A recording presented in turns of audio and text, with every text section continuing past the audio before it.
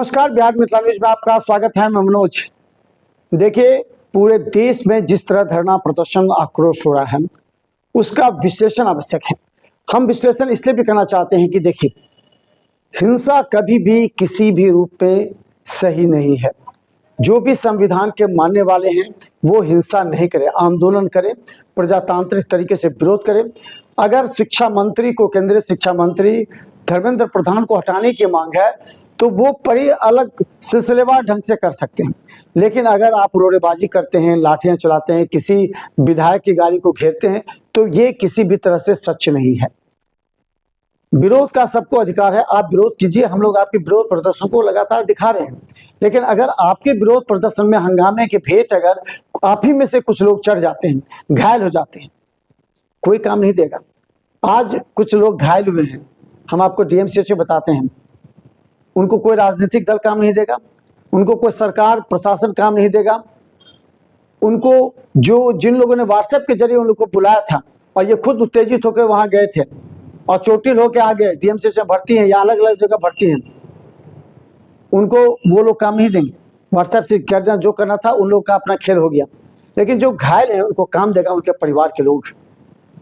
जिस परिवार में रहता है उसके माँ बाप को दर्द है, दुख है कि उनका बेटा कैसे चला गया और घायल हो गया। उसका अलग कैरियर है, पुलिस में नाम चला जाएगा, एफआईआर दर्ज होंगे, फिर परेशानी होगी। उस समय कोई काम नहीं देगा, कोई राजनीतिक दल काम नहीं देता है, हमने भी देखा है। कोई व्हाट्सएप के जरिए जो आपको बुलाए वो भी काम नहीं देगा।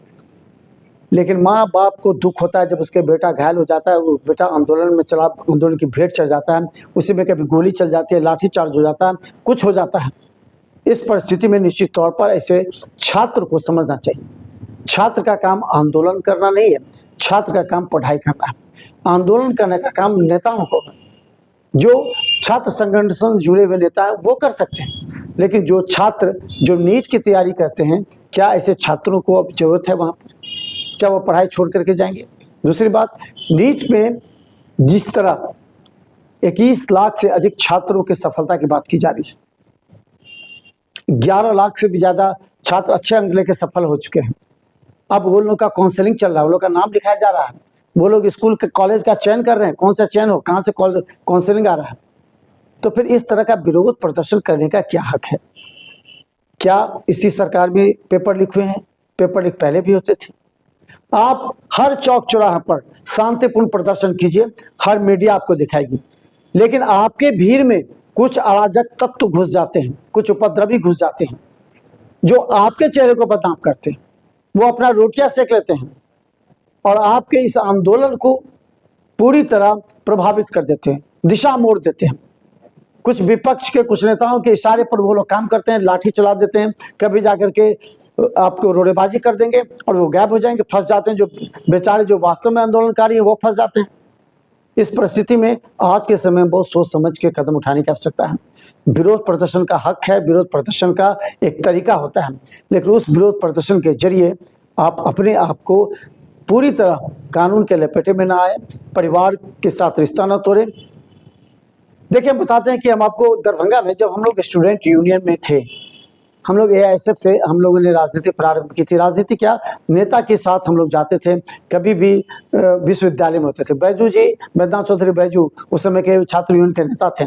हम लोग भी एक बार याद है, जो एक वीसी के खिलाफ पूरा विश्वविद्यालय को घेर लिया गया था, छात्र, बारिश हो रही थी, वो क्षण हमें याद है। पुलिस ने लाठीचार्ज किया, बहुत से लोग उत्साहित थे। उस समय हम लोग नए नए थे, इंटर में पढ़ रहे थे, तो हम लोग को बहुत अच्छा लग रहा था, अरे ये पुलिस ऐसा घेर रहा है, पुलिस ऐसे कर रही है। हम लोग भी चले गए कि हम लोग को भी अरेस्ट कर लीजिए। बहुत सा जोश उमंग था उस समय युवाओं के साथ। लेकिन बाद में लाठीचार्ज हुए, हमारे कई साथी घायल हो गए थे। दरभंगा रेलवे स्टेशन पर रोड़ेबाजी हो गई थी बड़ी रेल लाइन की मांग को लेकर के।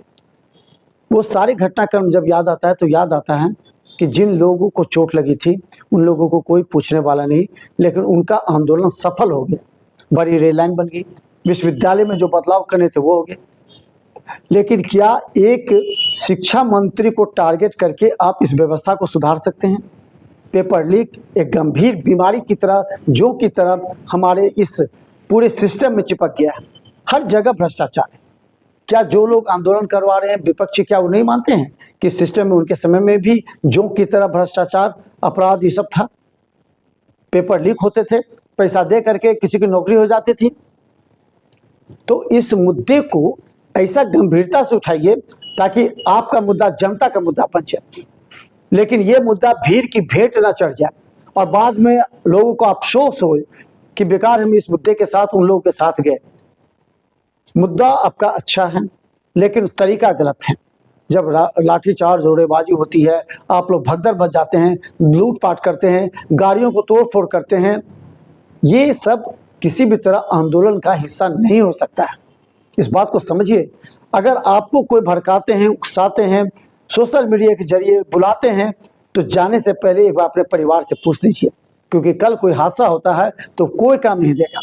दुख आपके परिवार को होगा, आपके परिवार के लोगों को। तो देखते रहिए बिहार मित्र न्यूज़, क्योंकि हर अपडेट और विश्लेषण से जुड़े खबर हम आपको दिखाएंगे। देखिए, दिल्ली से लेकर के, पटना से लेकर के और दरभंगा तक में जितने भी आंदोलन हुए हैं, उस आंदोलन का सारांश, लोगों का एक समीक्षा भी हम आपको दिखलाते हैं। यूट्यूब में सब्सक्राइब कीजिए, यूट्यूब पे सिर्फ केवल 10 पर लाखों लोग देख रहे हैं, इंस्टा और फेसबुक पर फॉलो करें। धन्यवाद।